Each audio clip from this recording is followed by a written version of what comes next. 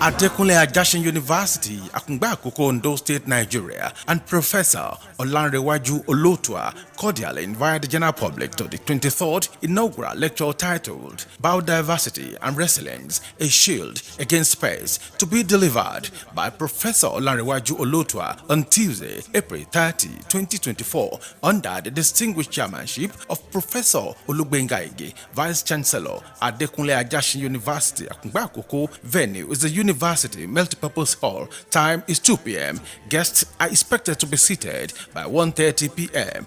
at Adekunle Ajashin University, Akungba Akoko, 23rd inaugural lecture titled Biodiversity and Resilience, a Shield Against Pests, to be delivered by Professor Olanrewaju Olotuah. Members of the university community and the general public are cordially invited. Please join us.